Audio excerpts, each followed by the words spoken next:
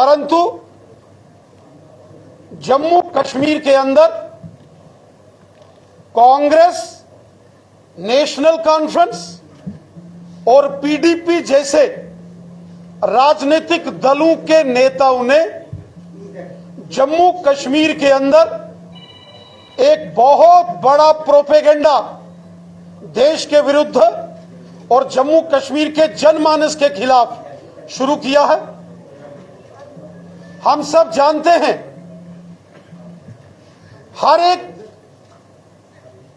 नागरिक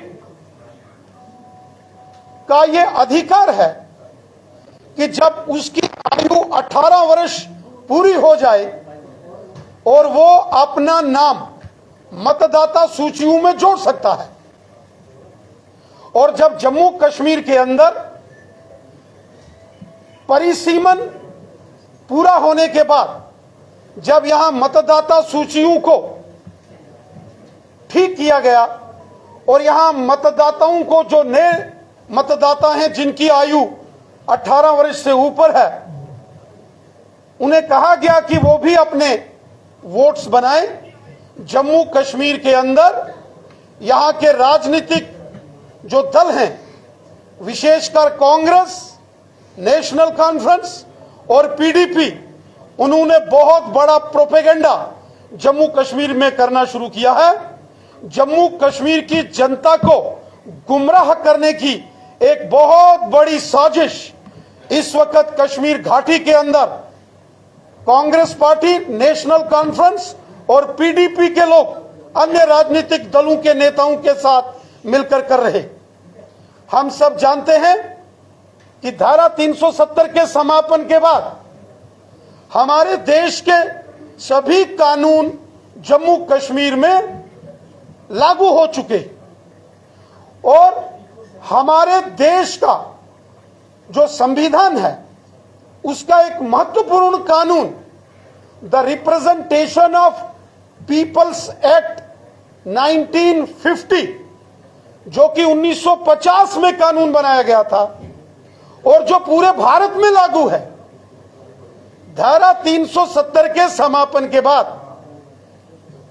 यह the representation of peoples act 1950 अब जम्मू कश्मीर में भी लागू हो चुका है और जम्मू कश्मीर के अंदर रहने वाला हर वह व्यक्ति जो पिछले कई वर्षों से यहां रह रहा है और जिनकी आयु 18 साल से ऊपर जा चुकी है, वो अपना वोट मतदाता सूचियों में रजिस्टर्ड कर सकते हैं। यह एक संवैधानिक प्रक्रिया है, लेकिन इस संवैधानिक प्रक्रिया के विरुद्ध जम्मू कश्मीर के लोगों को गुमराह करने की और जम्मू कश्मीर के अंदर उपद्रव पैदा करने की एक साजिश हो रही है, एक चाल हो रही है, जो कि कांग्रेस, नेशनल कॉन्फ्रेंस और पीडीपी द्वारा हो रही। साथियों, हम सब जानते हैं कांग्रेस, नेशनल कॉन्फ्रेंस और पीडीपी ने जम्मू कश्मीर के अंदर लगभग 70 वर्ष इन राजनीतिक दलों ने यहां राज किया और इन्होंने हमेशा जम्मू कश्मीर के लोगों के साथ इनजस्टिस किया, लोगों को एक दूसरे के साथ लड़ाया। कभी जम्मू और कश्मीर के लोगों को आपस में लड़ाया, कभी हिंदू और मुसलमान के नाम पर यहां फसाद कराए गए, कभी गुजर बकरवाल और पहाड़ी के नाम पर लोगों को बांटा गया, लड़ाया गया। आज जब केंद्र की नरेंद्र मोदी साहब की सरकार ने सबका साथ, सबका विकास और सबका विश्वास इस मिशन के साथ काम किया है, जम्मू कश्मीर का बच्चा बच्चा आज खुशहाली की ओर बढ़ रहा है। जम्मू कश्मीर में अमन, चैन, भाईचारा, खुशहाली है। जम्मू कश्मीर एक बार फिर उन सुनहरे पलों की ओर और सुनहरे दौर की ओर जा रहा है, जिसे देखकर, विचार करके जम्मू कश्मीर को धरती का स्वर्ग कहा गया था।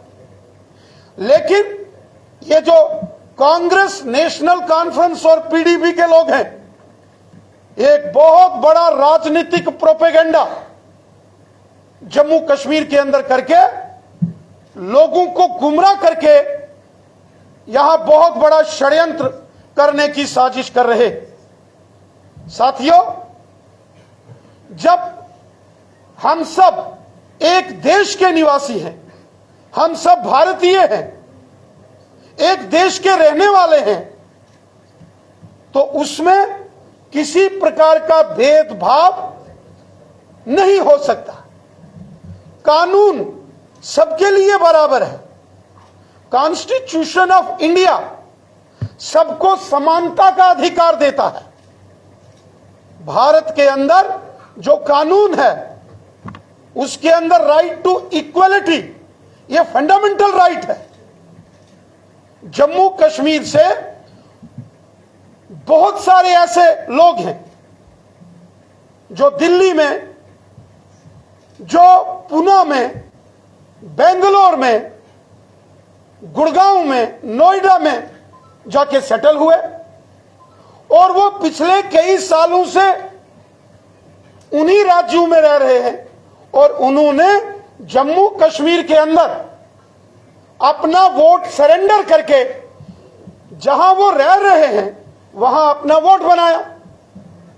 तो कोई हंगामा नहीं हुआ, उनको किसी ने नॉन लोकल्स नहीं कहा। जम्मू कश्मीर के पूर्व मुख्यमंत्री, हमारे देश के पूर्व गृह मंत्री श्री मुफ्ती मोहम्मद सैयद साहब 1999 में उत्तर प्रदेश के मुजफ्फरनगर से उन्होंने चुनाव लड़ा। वो लोकसभा के मेंबर पार्लियामेंट बने और देश के गृह मंत्री बने। किसी ने उत्तर प्रदेश में, मुजफ्फरनगर में यह नहीं कहा कि मुफ्ती साहब नॉन लोकल हैं। गुलाम नबी आजाद साहब जब भी लोकसभा का चुनाव जीते, महाराष्ट्र से जीते, तो महाराष्ट्र के लोगों ने कभी यह नहीं कहा कि गुलाम नबी आजाद साहब जो हैं वो नॉन लोकल हैं। एक देश के अंदर रहने वाले सभी नागरिकों में एक समानता होती है कि वो एक देश के नागरिक हैं।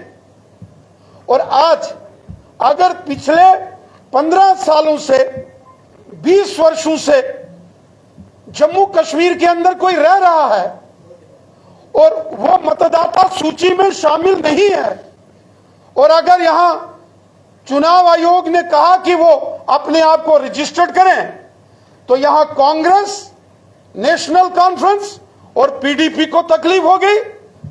70 वर्ष जम्मू कश्मीर के अंदर मानवाधिकारों का हनन किया गया। पश्चिम पाकिस्तान से आए जो रेफ्यूजीज थे, जो जम्मू कश्मीर के अंदर सेटल हो गए, 70 वर्ष उनको जम्मू कश्मीर के अंदर विधानसभा, जिला परिषद, ब्लॉक परिषद और पंचायतों में चुनाव देने का अधिकार उनको नहीं था। उनको उनके मूलभूत अधिकारों से वंचित रखा गया। इसी प्रकार जो गोरखा समाज के लोग पिछले 70 सालों से जम्मू कश्मीर के अंदर रह रहे हैं, और जो वाल्मीकि समाज के लोग हैं, जो दलित समाज के लोग हैं, उनको जम्मू कश्मीर के अंदर वोटिंग राइट्स असेंबली के चुनावों में, जिला परिषद, डीडीसी, बीडीसी और पंचायतों में कभी नहीं मिले। बहुत बड़ा injustice, human rights violation Congress, NC और पीडीपी ने जम्मू कश्मीर के अंदर किया था। जो यहां के अंदर रहने वाले 70 वर्ष तक जो यहां रह रहे थे, उनको उनके अधिकारों से वंचित रखा गया। और आज जब पश्चिम पाकिस्तान के रेफ्यूजियों को मतदाता सूचियों में जोड़ा जा रहा है, तो एनसी, कांग्रेस और पीडीपी को तकलीफ हो रही है। आज जब गोरखा समाज को मतदाता सूचियों में जोड़ा जा रहा है, तो कांग्रेस नेशनल कॉन्फ्रेंस और पीडीपी को तकलीफ हो रही है। आज जब वाल्मीकि समाज, दलित समाज, जो हमारे शेड्यूल कास्ट कम्युनिटी के लोग हैं, आज जब दलितों को जम्मू कश्मीर में हक मिल रहे हैं, उनका नाम मतदाता सूचियों में जोड़ा जा रहा है, उस वक्त कांग्रेस, नेशनल कॉन्फ्रेंस और पीडीपी के नेताओं को तकलीफ हो रही है। जब खुद चुनाव लड़ना हो तो उत्तर प्रदेश और महाराष्ट्र इनको अपने घर के जैसे लगते हैं, और जम्मू कश्मीर में अगर कोई अपना यहां रहने वाला बहुत देर से अपना नाम वोटर लिस्ट में ऐड करता है तो यहां हंगामा खड़ा करने की एक साजिश हो रही है।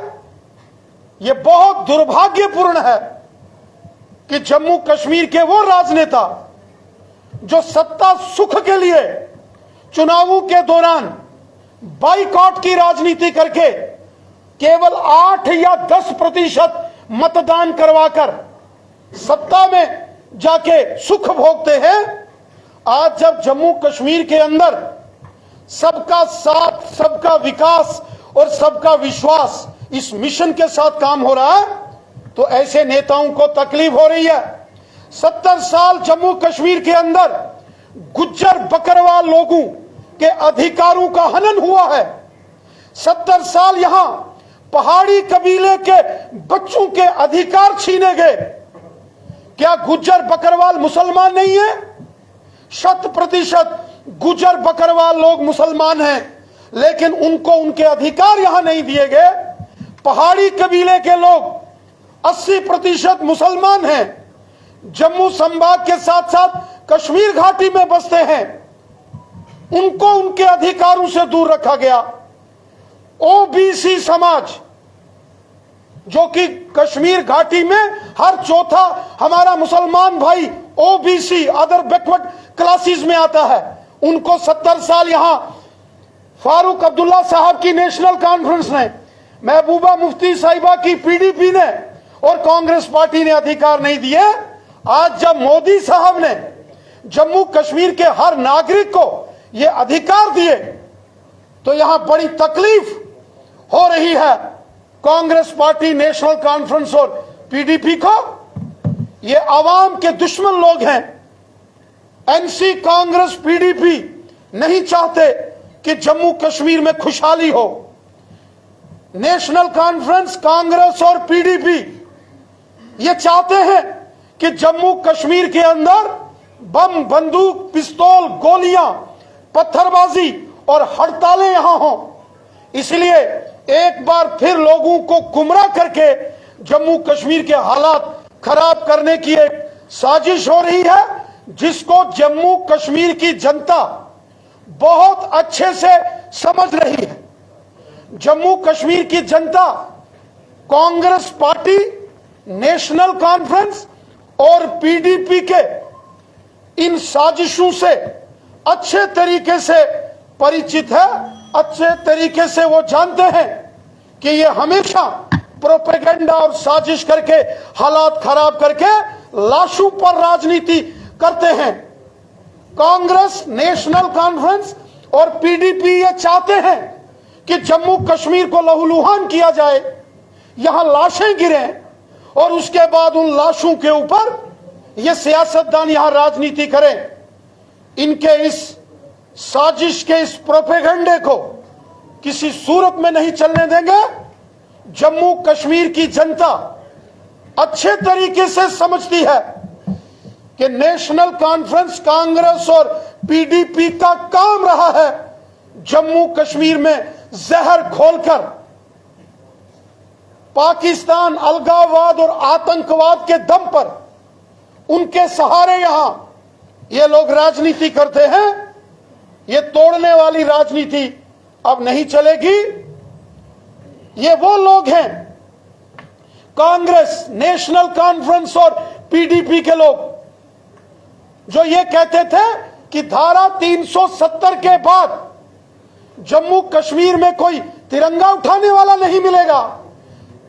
ये यहां के हुक्मरान एनसी, कांग्रेस और पीडीपी के लोग बयान देते थे, लेकिन जिस तरीके से आजादी का अमृत महोत्सव और हर घर तिरंगा अभियान पूरे जम्मू कश्मीर में मनाया गया, विशेषकर कश्मीर घाटी में जिस प्रकार से आजादी का अमृत महोत्सव और हर घर तिरंगा अभियान हमारे देश के आजादी के 75 वर्ष पूरे होने पर जो जश्न आजादी कश्मीर के लाल चौक से लेकर कश्मीर के गांव-गांव तक मनाया गया। कश्मीर के हर नौजवान, बुजुर्ग, महिला, पुरुष, हर बाजार, हर घर के ऊपर तिरंगा देखकर इन एनसी, कांग्रेस और पीडीपी के नेताओं को तकलीफ हुई। ये कोमा में चले गए और इनको पता चल गया कि इनकी राजनीतिक जमीन खिसक चुकी है, जनता ने इनको रिजेक्ट कर दिया है और इसलिए एक नया शगुफा और नया प्रोपेगेंडा जम्मू कश्मीर के अंदर कांग्रेस पार्टी, नेशनल कॉन्फ्रेंस और पीडीपी के नेता करने की साजिश कर रहे हैं। जम्मू कश्मीर की जनता इन तमाम साजिशों को, इन नेताओं के इस प्रोपेगेंडे के इस हथकंडे को मुंह तोड़ जवाब देगी। इनकी हर साजिश को विफल किया जाएगा। ये जितना मर्जी प्रोपेगेंडा कर लें, जम्मू कश्मीर की जनता कांग्रेस, नेशनल कॉन्फ्रेंस और पीडीपी को कभी इनको स्वीकार नहीं कर सकती। और ये जो मतदान का अधिकार है, ये सबके लिए है। जो भारतीय है, जो एक जगह रह रहा है, कई सालों से रह रहा है, कई दशकों से रह रहा है, और अगर उसका नाम मतदाता सूचियों में नहीं है, तो भारत के संविधान ने, हमारे देश के कानून ने हर एक नागरिक को यह अधिकार दिया है कि वो अपना वोट, यहां वो लंबे समय से रह रहा है, वहां रजिस्टर्ड कर सकता है। यह कानून सन 1990 में, उस वक्त सन 1950 में रिप्रेजेंटेशन ऑफ पीपल्स एक्ट 1950, यह कानून सन 1950 में उस वक्त पंडित जवाहरलाल नेहरू जी की सरकार ने, जो कांग्रेस की सरकार थी, उन्होंने यह कानून लाया था। क्योंकि धारा 370 के चलते the representation of peoples act 1950, यह 1950 वाला कानून जम्मू कश्मीर में लागू नहीं होता था, और धारा 370 के समापन के बाद अब यह कानून जैसे पूरे देश में लागू है, ऐसे जम्मू कश्मीर में लागू है, और एक देश में एक कानून है। इसलिए यह कोई नई व्यवस्था नहीं खड़ी की गई है, जो पहले से पूरे देश में कानूनी प्रक्रिया और कानूनी व्यवस्था है, उसको जम्मू कश्मीर में लागू किया गया है। इसलिए इसमें कोई अचंभित होने की बात नहीं है। नेशनल कॉन्फ्रेंस, कांग्रेस और पीडीपी ये सिर्फ प्रोपेगेंडा करके राजनीतिक जो खिसकी हुई जमीन वापस लेने की साजिश कर रहे हैं। ये चाहते हैं कि जम्मू कश्मीर में मौत का तांडव हो, वो हम नहीं होने देंगे। रैना साहब, सवाल ये है, दो चीजें। सवाल ये है कि तो आप कह रहे हैं कि कुछ समय से जो लोग यहाँ रह रहे थे वो अपना वोट रजिस्टर कर सकते हैं, इलेक्शन कमीशन की तरफ से इस तरह की कोई बात नहीं कही गई। और दूसरा सवाल ये है कि फारूक अब्दुल्ला की तरफ से कहा गया है कि ये बाहरियों की विधानसभा बनाने की कोशिश है। हम सभी केंद्रीय जो लीडरशिप है, सभी पार्टियों की नेशनल लीडर्स, उनको कश्मीर में इन्वाइट करते हैं कि वो आए और इस इशू से वाकिफ हों।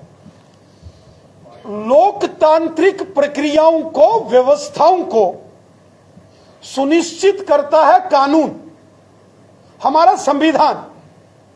और हमारे संविधान में, द कॉन्स्टिट्यूशन ऑफ इंडिया में, the representation of peoples act 1950 है, जो 1950 में लागू किया गया। और वो ये कहता है कि हर एक भारतीय नागरिक को 18 वर्ष आयु पूरी होने पर मतदान में भाग लेने का अधिकार है। उसके लिए वोटर लिस्ट में अपना नाम रजिस्टर्ड कराने का अधिकार है। तो ये अधिकार भारत के संविधान ने हर एक नागरिक को दिया है, ये कोई नया कानून नहीं लाया है।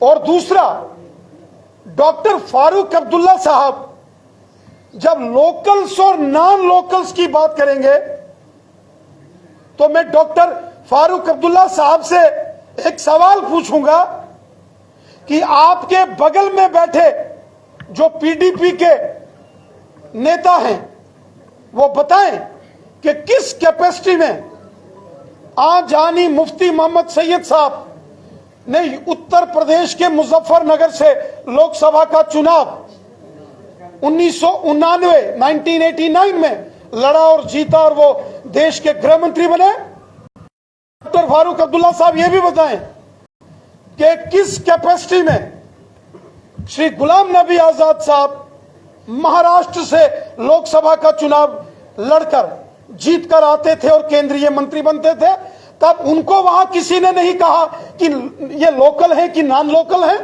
Any citizen from there fundamental rights. क्या इस बात को भारतीय जनता पार्टी सपोर्ट करती है कि बाहरी राज्यों के अगर जो लोग यहाँ पर इनको वोटिंग राइट मिलता है तो इस बात को सपोर्ट कर रही है भारतीय जनता पार्टी? राज्यों के लोगों को यहाँ पर वोट देने का अधिकार मिलेगा, वो न केवल जम्मू कश्मीर के लोगों के लिए खतरनाक है बल्कि दूसरे राज्यों के लोगों के लिए भी खतरनाक है, क्योंकि कश्मीर घाटी में टारगेटेड किलिंग्स चल रही है।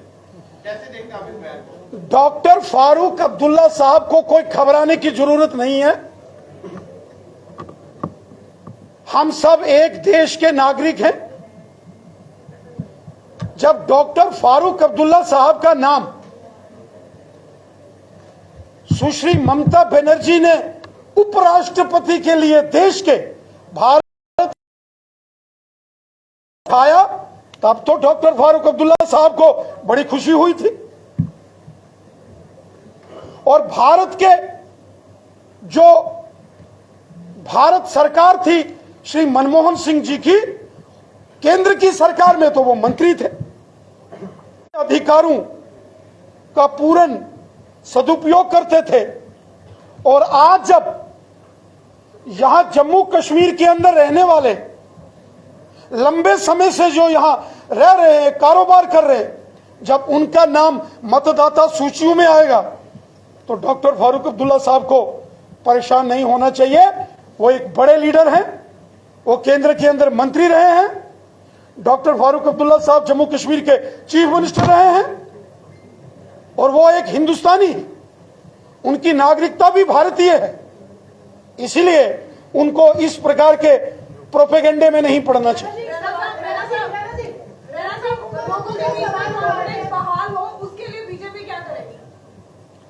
देखिए, भारतीय जनता पार्टी पूरे जम्मू कश्मीर के अंदर बड़े पैमाने पर हम जन जागरण करेंगे। हम जम्मू कश्मीर की आवाम को, जम्मू कश्मीर की जनता को ये बताएंगे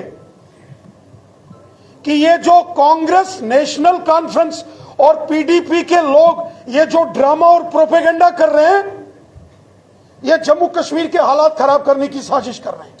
ये नहीं चाहते कि यहां के हालात ठीक हो और इसलिए ये नए वोटर्स को हथियार बनाकर ये प्रोपेगेंडा और साजिश कर रहे हैं। लोगों को गुमराह करने की साजिश हो रही है।